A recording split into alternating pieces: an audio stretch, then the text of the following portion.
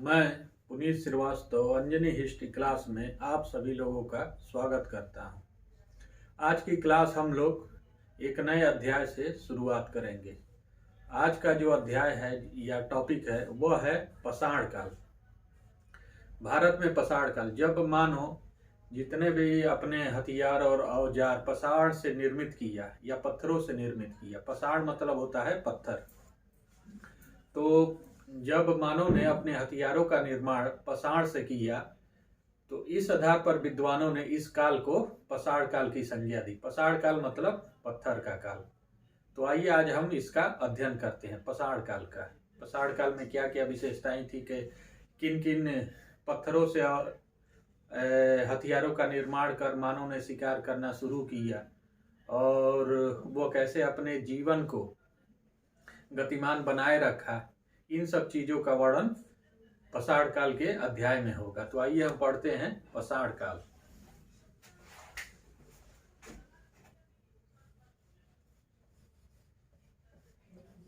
पाषाण काल, पाषाण काल। तो पाषाण काल में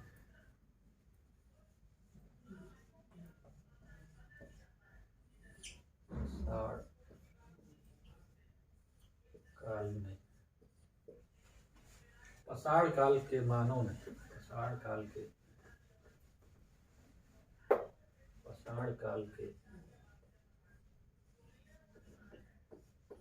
मानव ने पाषाण निर्मित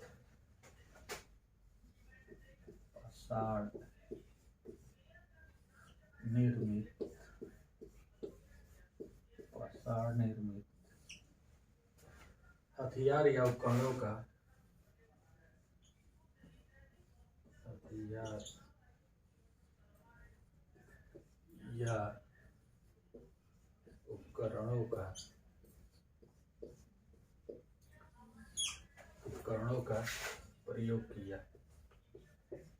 प्रयोग किया। इस आधार पर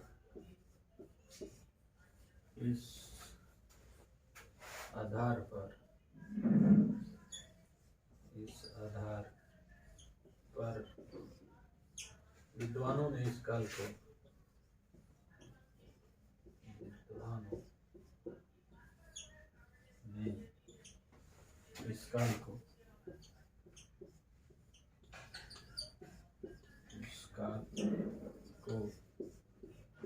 पाषाण काल कहा।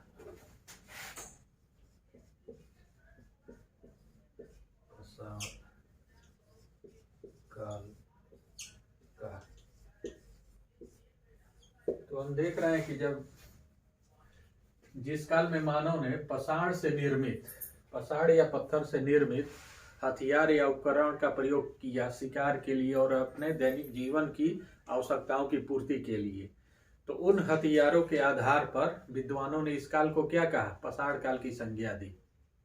तो वही ये स्टेटमेंट बता रहा है कि पाषाण काल के मानव ने पाषाण निर्मित हथियार या उपकरणों का प्रयोग किया।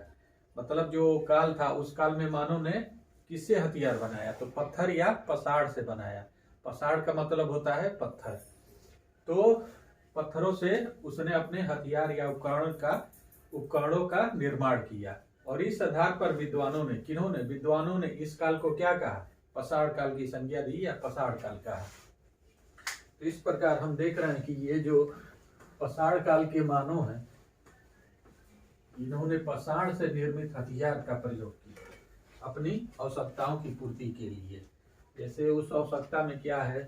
सर्वप्रथम उसमें है शिकार करना जीविका के लिए या जीवन यापन करने के लिए, क्योंकि उस पीरियड में फसल पर जीवन आधारित नहीं था, मुख्यतः शिकार पर ही जीवन क्या था? आधारित था। जैसे उस समय का जो जीवन था, उस समय जंगली रूप में जो आज फसल हम लोग के पास उपलब्ध है या अनाज उपलब्ध है, वो जंगली रूप में विद्यमान था या वो जंगल में उपलब्ध थे, लेकिन उनका वो प्रयोग करना मानव नहीं जानता था कि उन फसलों को कैसे वो खाए या पुनः उसको कैसे उगाए।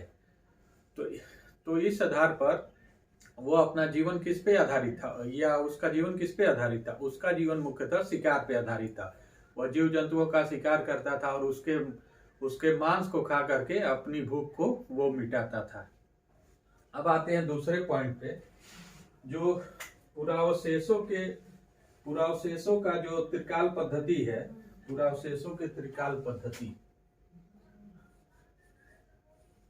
पुरावशेषों की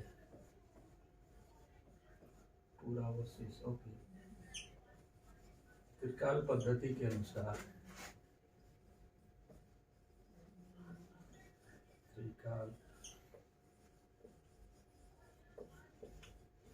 पद्धति के अनुसार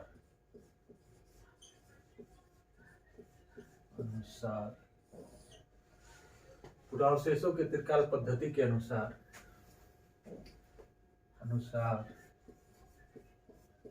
पाषाण काल,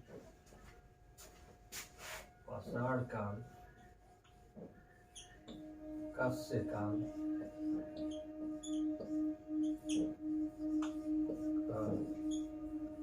और लौह काल का, और लौह काल का त्रियुगी विभाजन, क्या विभाजन? त्रिवर्गीय विभाजन, काल का त्रिवर्गीय विभाजन, ये विभाजन 1865 में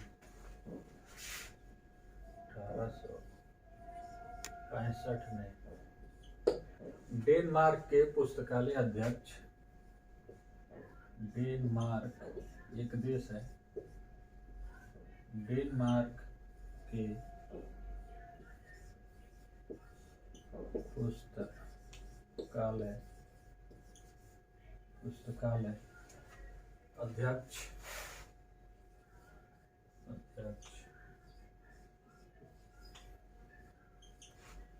टॉमसन ने किया था,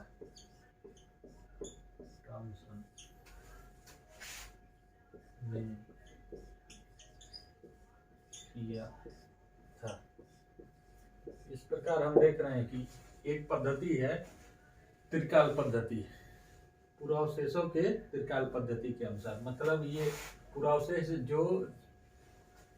जो भी चीजें बहुत पहले प्रयोग की गई हैं और वह वर्तमान समय में उपलब्ध होती हैं, तो उसको हम क्या कहते हैं? पुरावशेष कहते हैं। ये बहुत लंबे समय की बात होती है। जैसे कि मानव ने पत्थर का प्रयोग किया, वो बहुत संख्या में एक ही प्रकार के वो पत्थर मिलने लगे, तो वो पुरावशेष के अंतर्गत आ जाते हैं। मतलब जो बहुत पहले प्रयोग किया गया है उनके आधार पे उस समय का वर्णन किया जाता है, तो उसे हम क्या कहते हैं? पुरावशेष कहते हैं। तो पुरावशेष की कौन सी पद्धति? त्रिकाल पद्धति। पुरावशेष के त्रिकाल पद्धति के अनुसार पाषाण काल, कांस्य काल पद्धति के अनुसार पाषाण काल, कांस्य काल और लौह काल का त्रिवर्गीय विभाजन 1865 में डेनमार्क के पुस्तकालय अध्यक्ष टॉमसन ने किया था। मतलब ये जो पाषाण काल है, कांस्य काल है और लौह काल है, इसका विभाजन किसने किया था? 1865 में डेनमार्क के पुस्तकालय अध्यक्ष टॉमसन ने किया था। तो इसमें हम लोगों ने क्या देखा? ये विभाजन किस आधार पर था? त्रिकाल पद्धति के आधार पर। किसका? पुरावशेषों के। तो पुरावशेषों के त्रिकाल पद्धति के आधार पर पाषाण काल, कांस्य काल और लौह काल का विभाजन 1865 में डेनमार्क के पुस्तकालय अध्यक्ष टॉमसन ने किया था। तो इसमें हम लोगों ने देखा 1865 नहीं, 1816 में किया था। 1816 में किया था। 1816 में, ये डेट कंफ्यूजन हो गया है, ये 1816 था। तो पुरावशेषों के त्रिकाल पद्धति के अनुसार पाषाण काल, कांस्य काल और लौह काल का त्रिवर्गीय विभाजन 1816 में डेनमार्क के संग्रहालय अध्यक्ष टॉमसन ने किया था। तो इस प्रकार हम लोगों ने देखा कि जो डेनमार्क के पुस्तकालय अध्यक्ष थे टॉमसन महोदय ने त्रिकाल पद्धति के आधार पर पसाड़ काल, कास्य काल और लौह काल का त्रिवर्गीय विभाजन प्रस्तुत किया था। कब? 1816 में। 1865 मिस्टेक में लिखा गया था। तो 1816 में टॉमसन ने त्रिकाल पद्धति के आधार पर पसाड़ काल, कास्य काल और लौह काल का विभाजन किया। कब किया? 1816 में। 1816 में पुरावशेषों के त्रिकाल पद्धति के आधार पर डेनमार्क के पुस्तकालय अध्यक्ष या संग्रहालय अध्यक्ष उन्होंने क्या किया था? पसाड़ काल, कास्य काल और लौह काल का विभाजन किया था। अब आते हैं हम अगले पॉइंट पे। सर्वप्रथम 1865 में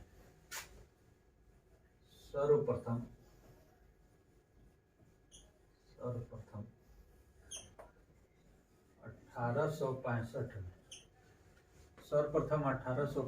में जान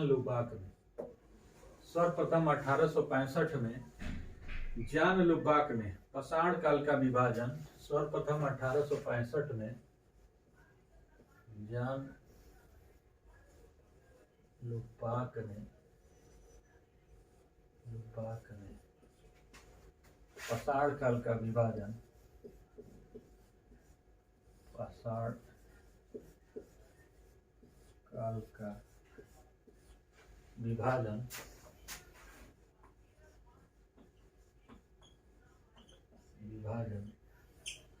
पूर्व पसाड़ काल और नव पसाड़ काल में किया था। पूर्व पसाड़ काल और नव पसाड़ काल में किया था। और नौ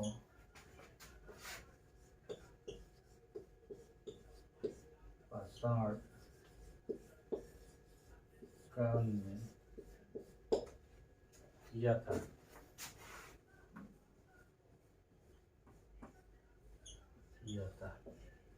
ये विद्वान है जान लुबाक। जान लुबाक ने 1865 में, कब? 1865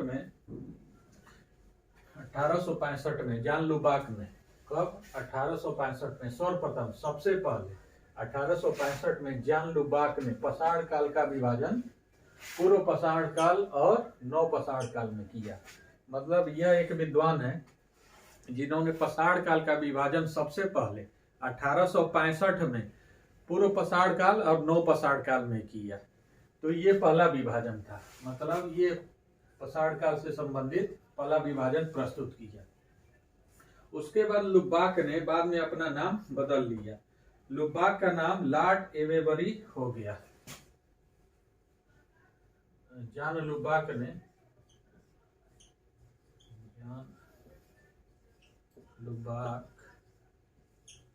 बाद में लॉर्ड एवेबरी के नाम से जाने गए। लॉर्ड एवेबरी के नाम से जाने गए।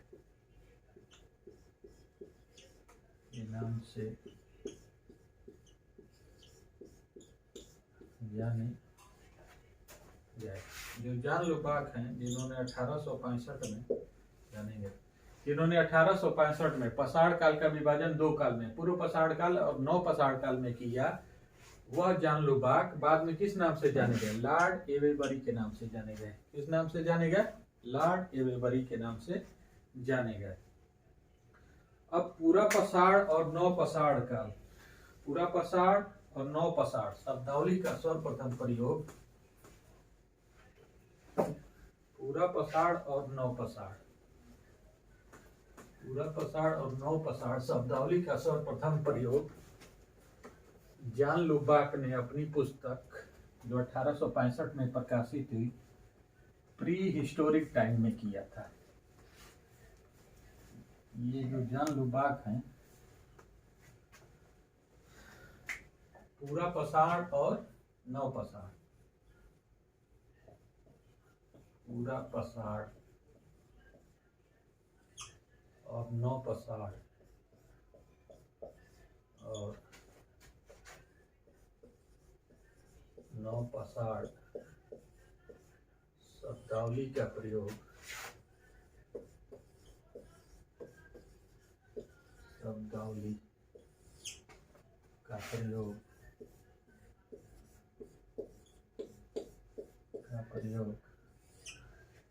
जॉन लुबाक ने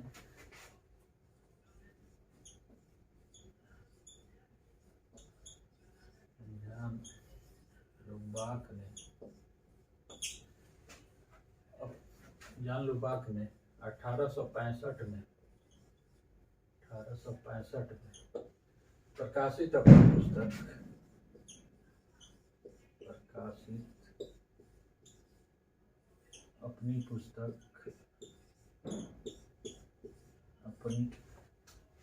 पुस्तक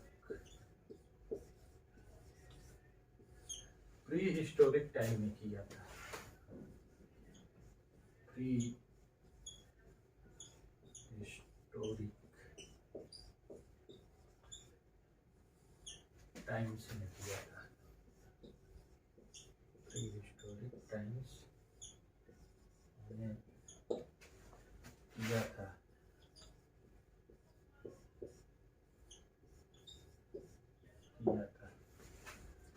तो पूरा पसाड़ और नौ पसाड़, ये जो शब्दावली है, पूरा पसाड़ और नौ पसाड़ शब्दावली का प्रयोग जॉन लुबाक ने 1865 में प्रकाशित अपनी पुस्तक किसमें, प्री हिस्टोरिक टाइम्स में किया। तो जो विद्वान है जॉन लुबाक ने 1865 में अपनी एक पुस्तक प्रकाशित की जिसका नाम है pre historic time. Pre historic time में उन्होंने क्या किया, पूर्व पसाड़ काल और नौ पसाड़ काल शब्दावली का प्रयोग किया। तो इस प्रकार हम लोगों ने देखा कि ये जो पूरा पसाड़ और नौ पसाड़ शब्द आया है, इसको किसने दिया था, तो जॉन लुबाक ने दिया था। और कहाँ दिया था, अपनी पुस्तक प्री हिस्टोरिक टाइम्स में दिया था। और प्री हिस्टोरिक टाइम्स पुस्तक कब प्रकाशित हुई, 1865 में। तो जॉन लुबाक ने अपनी पुस्तक प्री हिस्टोरिक टाइम्स में पूरा पसाड़ और नौ पसाड़ शब्द का या शब्दावली का प्रयोग किया था। लाटेट एक विद्वान है, ये जो पूर्व पसाड़ काल है, पूर्व पसाड़ काल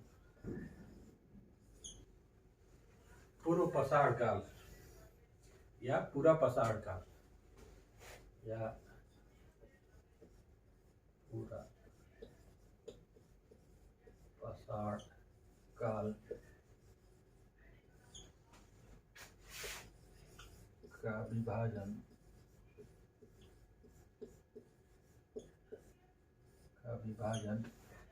तीन भागों में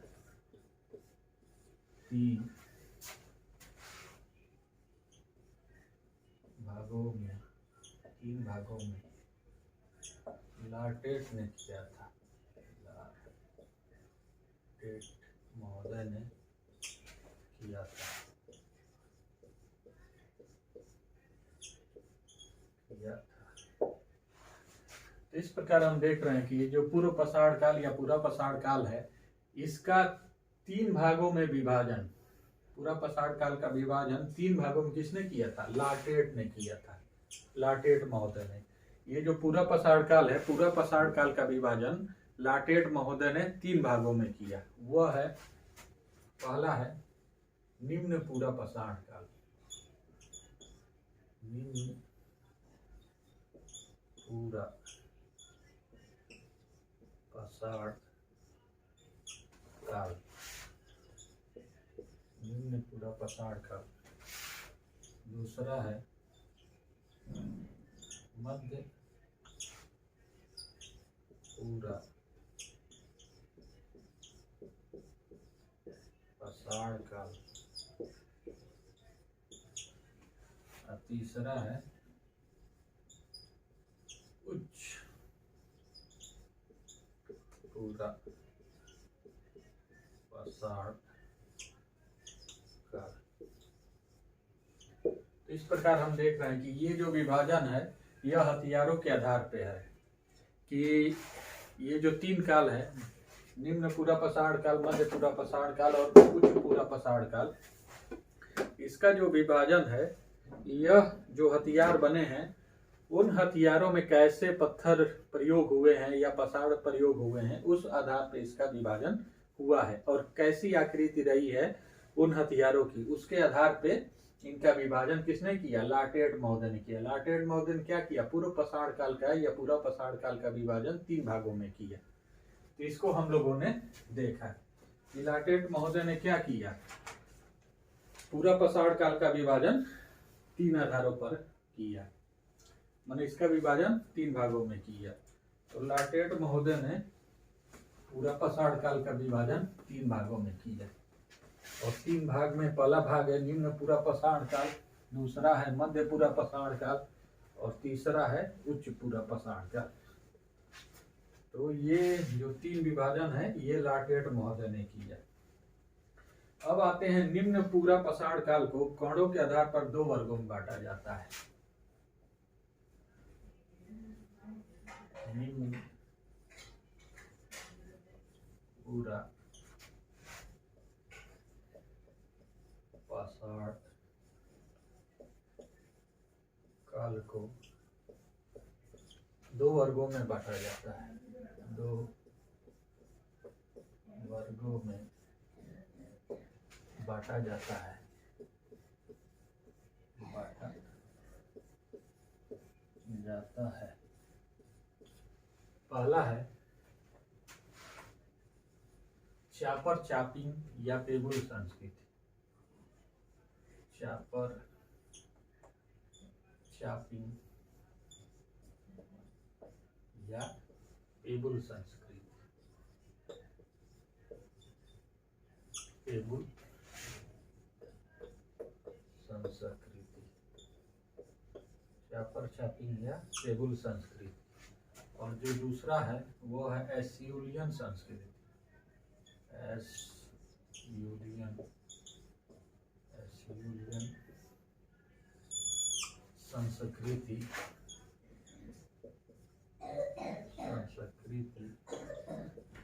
या हैंडेक्स संस्कृति। हैंडेक्स या क्लीवर।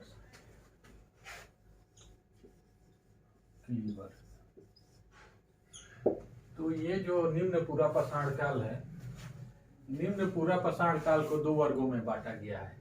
चापर चापिंग या पेबुल संस्कृति और दूसरा है एस्यूलियन संस्कृति या हैंडेक्स या क्लीवर। तो जो ये निम्न पूरा पसाड़ काल है, पूरा पसाड़ काल का पहला भाग, इसको कितने भागों में बांटा गया? इसको 2 वर्गों में बांटा गया है। चापर चापिंग या पेबुल संस्कृति, इनकी व्याख्या आगे की जाएगी कि चापर चापिंग किसे कहते हैं, पेबुल संस्कृति किसे कहते हैं, एस्यूलियन संस्कृति किसे कहते हैं, हैंडेक्स और क्लीवर किसे कहते हैं। तो इसकी व्याख्या आगे होगी, इन्हीं क्लासों में होगी। तो निम्न पूरा पसाड़ काल को 2 वर्गों में बांटा गया है। किसमें? चापर चापिंग या पेबुल संस्कृति और दूसरा एस्यूलियन संस्कृति या इसे हैंडेक्स या क्लीवर कहते हैं। तो ये हम लोगों ने जाना। चापर चापिंग सर्वप्रथम सोहन नदी घाटी से मिले। जो ये चापर चापिंग है, चापर चापिंग संस्कृति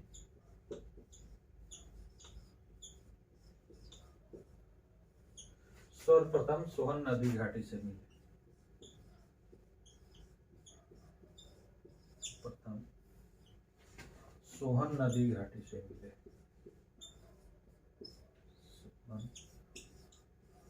नदी घाटी से मिले। घाटी से मिले। चापर चापिंग संस्कृति सर्वप्रथम सोहन नदी घाटी से मिले, इसलिए इसे सोहन संस्कृति भी कहते हैं। इसलिए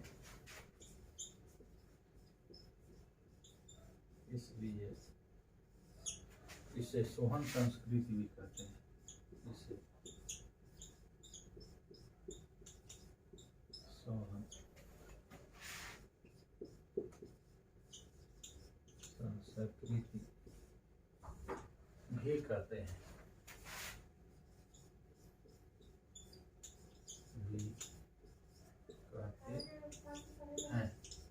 इस प्रकार हम देख रहे हैं कि ये जो चापर चापिंग संस्कृति है, चापर चापिंग संस्कृति सर्वप्रथम सोहन नदी घाटी, कहाँ से? सोहन नदी घाटी से मिले हैं, इसलिए इसे सोहन संस्कृति भी कहते हैं। जो निम्न पूरा पाषाण काल का जो चापर चापिंग संस्कृति है सर्वप्रथम कहाँ से मिल रही है? वह सोहन नदी घाटी से मिले, इसलिए इसे सोहन संस्कृति भी कहते हैं। तो इस प्रकार हम लोगों ने निम्न पूरा पाषाण काल को देखा। निम्न पूरा पाषाण काल को दो भागों में बांटा गया है, चापर चापिंग या पेबुल संस्कृति, चापर चापिंग या पेबुल संस्कृति, और दूसरा है एस्यूलियन संस्कृति, जिसे हैंड एक्स या क्लीवर भी कहते हैं। और चापर चापिंग संस्कृति सर्वप्रथम सोहन नदी घाटी से मिलती है। इस आधार पर इसे सोहन नदी घाटी संस्कृति या सोहन संस्कृति भी कहते हैं। अब अगले पॉइंट पे आते हैं। एस्यूलियन संस्कृति को हैंड एक्स संस्कृति भी कहते हैं। जो निम्न पूरा पाषाण काल का दूसरा भाग है एस्यूलियन संस्कृति, एस्यूलियन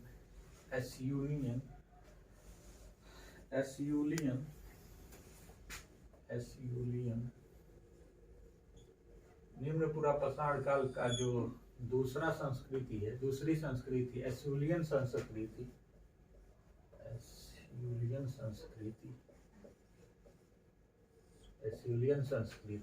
इसे हैंड एक्स संस्कृति भी कहते हैं। इसे हैंड एक्स संस्कृति भी कहते हैं, संस्कृति भी कहते हैं।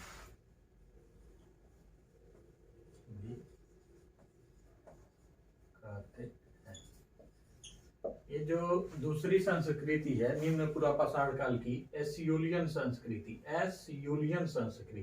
इसे हैंड एक्स संस्कृति भी कहते हैं। इस प्रकार हम लोगों ने दूसरी संस्कृति को देखा जो निम्न पूरा पाषाण काल की है। तो निम्न पूरा पाषाण काल की जो दूसरी संस्कृति है एस्यूलियन संस्कृति, इसे हैंड एक्स संस्कृति भी कहते हैं। अब आते हैं हैंड एक्स को 28 सितंबर 1864 को हैंड एक्स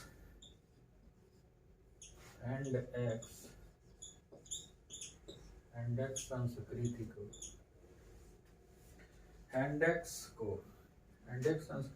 हैंड एक्स को मतलब ये जो हथियार है, इसे कुल्हाड़ी कहते हैं। हैंड एक्स को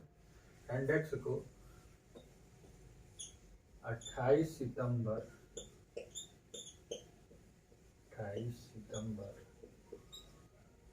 1864 को प्रोफेसर किंग ने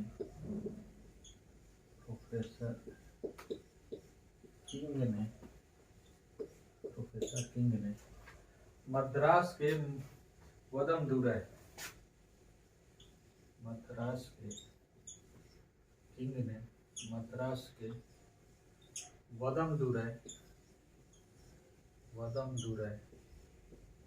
और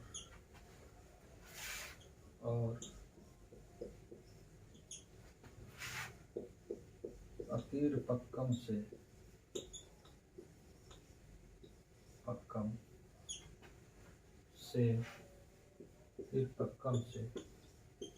प्राप्त किया था।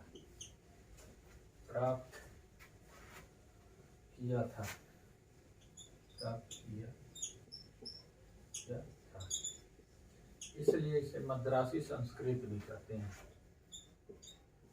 इसलिए इसे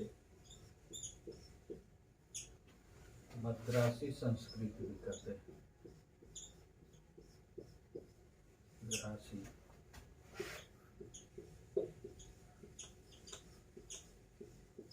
संस्कृति भी कहते हैं।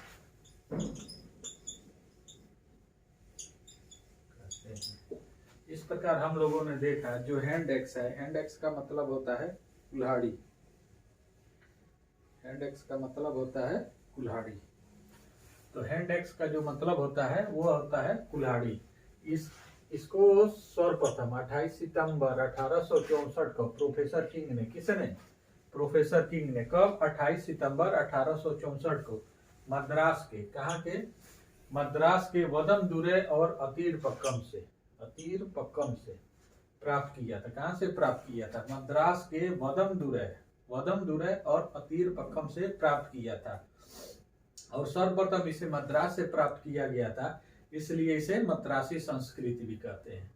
तो हम लोगों ने देखा जो हैंडेक्स है, हैंडेक्स का मतलब होता है कुल्हाड़ी, जो हाथ में पकड़ के चलाई जाती है वो होती है कुल्हाड़ी, जिसका आगे का भाग बहुत चोखीला और धारदार होता है।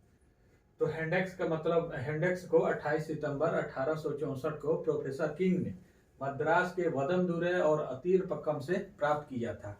और चूंकि ये मद्रास से प्राप्त हुआ था सबसे पहले, तो इसलिए इसे मद्रासी संस्कृति भी कहते हैं। और एसियुलियन संस्कृति में, एसियुलियन संस्कृति में इस प्रकार हम लोगों ने देखा जो हैंडेक्स प्राप्त किया गया, कहाँ से प्राप्त किया गया? मद्रास के वदमदुरै और अतीरपक्कम से। कब? 28 सितंबर 1864 को। किसने प्राप्त किया? प्रोफेसर किंग ने। और मद्रास से प्राप्त होने के कारण इसे मद्रासी संस्कृति भी कहते हैं। और एसियुलियन संस्कृति में क्लीवर, स्क्रेपर और क्रोड भी मिलते हैं। एसियुलियन संस्कृति में एसियुलियन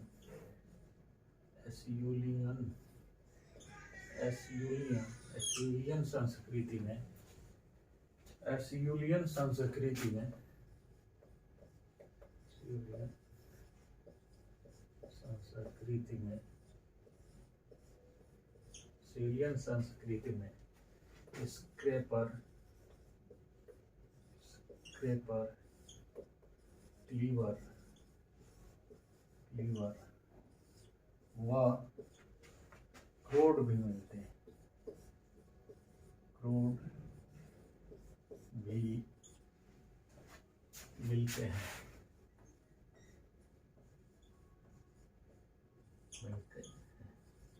इस प्रकार हम देख रहे हैं कि ये जो दूसरी संस्कृति है निम्न पूरा पाषाण काल की, एसियुलियन संस्कृति। एसियुलियन संस्कृति में और क्या क्या मिलते हैं? स्क्रेपर मिलता है, क्लीवर मिलता है और क्रोड भी मिलता है। ये हथियार हैं या उनके शिकार करने वाले उपकरण हैं। तो ये एसियुलियन संस्कृति में ये सब किसके बने हुए हैं? पाषाण या पत्थर के बने हुए। ये किसके अंतर्गत मिल रहे हैं? एसियुलियन संस्कृति के अंतर्गत। क्या क्या? स्क्रेपर, क्लीवर और वह क्रोड भी। तो इस प्रकार हम लोगों ने देखा कि निम्न पूरा पाषाण काल 2 वर्गों में बांटा गया है। ठीक है, पहले वर्ग में चापर चापिंग या पेबुल संस्कृति है और दूसरे वर्ग में एसियुलियन संस्कृति, हैंडेक्स या क्लीवर है। तो हम लोगों ने निम्न पूरा पाषाण काल के वर्गों को देखा जो 2 वर्गों में विभाजित है। तो आज की क्लास यहीं स्थगित की जाती है। पुनः इस क्लास को कल शुरू किया जाएगा और कल पाषाण काल में फिर हम लोग नए नए तथ्यों से परिचित होंगे। तो आज की क्लास यहीं स्थगित की जाती है और सभी लोगों को बहुत बहुत धन्यवाद। मैं पुनीत श्रीवास्तव, धन्यवाद।